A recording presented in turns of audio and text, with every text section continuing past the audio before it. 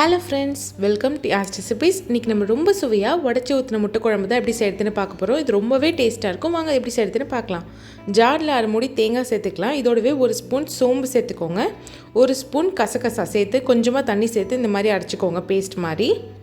இப்போ வானலில் கொஞ்சமாக எண்ணெய் சேர்த்துக்கலாம். இதோடவே 1 ஸ்பூன் சோம்பு சேர்த்து சோம்பு நல்லா பொரியட்டும். 2 பே லீஃப் சேர்த்துக்கோங்க. 2 சின்ன துண்டு பட்டை சேர்த்துக்கலாம். இது நல்லா பொரிஞ்சதும் நம்ம வெங்காயம் சேர்த்துக்கலாம். நான் இன்றைக்கி 3 பெரிய வெங்காயம் சேர்த்துருக்கேன்.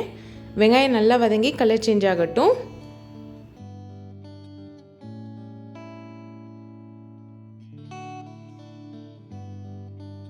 இதோடவே 2 பச்சை மிளகாய், தேவையான அளவுக்கு உப்பு சேர்த்து வதக்கிக்கலாம்.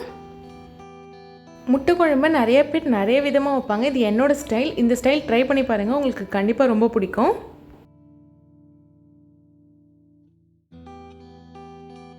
வெங்காயம் நல்லா இந்த அளவுக்கு கலர் சேஞ்ச் ஆனால் போதும். இப்போ நம்ம இஞ்சி பூண்டு பேஸ்ட் சேர்த்துக்கலாம். ஒரு ஃபுல் ஸ்பூன் இஞ்சி பூண்டு சேர்த்துக்கோங்க. இப்போ இது நல்லா வதங்கட்டும், பச்சை வாசனை போகட்டும்.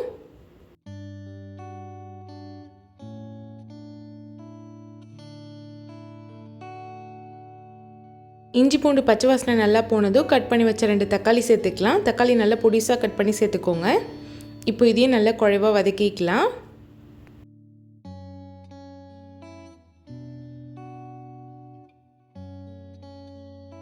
இப்போது வெங்காயம் தக்காளி நல்லா வதங்கிடுச்சு. பாருங்கள், தக்காளி நல்லா கரண்டியாலே இந்த மாதிரி மசிச்சு விடுங்க, சீக்கிரமாக வெந்துடும். இப்போ இதுக்கு நம்ம மசாலா சேர்க்கலாம். 1/2 ஸ்பூன் மஞ்சத்தூள், 1 ஸ்பூன் தனி மிளகாத்தூள், 1 ஸ்பூன் சிக்கன் மசாலா, 3 ஸ்பூன் குழம்புத்தூள் சேர்த்து எல்லாத்தையும் நல்லா எண்ணெயிலே வதக்கிக்கலாம். மசாலாவோட பச்சை வாசனை போகட்டும். இப்போது தண்ணி சேர்த்துக்கலாம். உங்களுக்கு எந்த அளவுக்கு குழம்பு வேணுமோ அந்த அளவுக்கு தண்ணி சேர்த்துக்கோங்க. பட் ரொம்ப தண்ணி சேர்க்காதீங்க. இந்த மாதிரி கொஞ்சம் தெக்காக சேருங்க, அப்போ தான் குழம்பு நல்லாயிருக்கும். இப்போ இது ஒரு 10 நிமிஷம் மூடி போட்டு கொதிக்க வச்சுக்கலாம். பாருங்கள், குழம்பு நல்லா கொதிச்சிருச்சு. இப்போ நம்ம அரைச்சி வச்ச தேங்காய் பேஸ்ட்டு இதோடு சேர்த்துக்கலாம். சேர்த்து ஒரு 5 நிமிஷம் கொதிக்கட்டும்.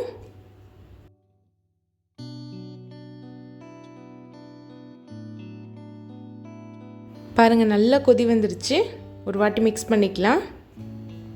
நம்ம எப்போவுமே முட்டையை முழுசாக போடாமல் இந்த மாதிரி உடச்சி குழம்பு வச்சோன்னா டேஸ்ட் ரொம்ப சூப்பராக இருக்கும்.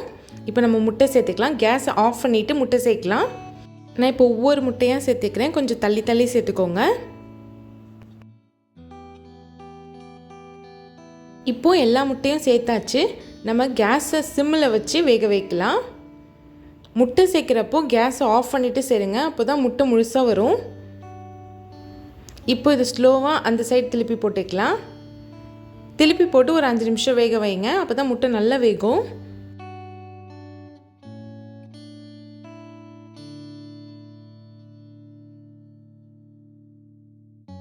இப்போ லாஸ்ட்டாக இதோடவே 1 ஸ்பூன் பெப்பர் பவுடர் சேர்த்துக்கலாம். கொஞ்சமாக மல்லித்தழை சேர்த்துக்கோங்க. ரெடி ஆயிடுச்சு. இந்த குழம்பு நீங்கள் இட்லி, தோசை, சப்பாத்தி, பூரி, சாதத்துக்கெலாம் சாப்பிட்டு ரொம்பவே சுவையாக இருக்கும்.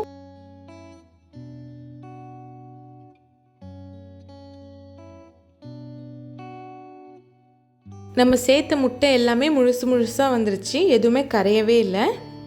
நம்ம கேஸ் ஆஃப் பண்ணி சேர்த்ததுனால முட்டை எல்லாமே முழுசாகவே நமக்கு வந்துடுச்சு. அவ்வளோதான், சூப்பரான முட்டை குழம்பு ரெடி ஆகிடுச்சு. இதை நீங்களும் கண்டிப்பாக ட்ரை பண்ணி பாருங்கள். இந்த வீடியோ உங்களுக்கு பிடிச்சிருந்தா மறக்காமல் நம்ம சேனலை சப்ஸ்கிரைப் பண்ணிவிடுங்க.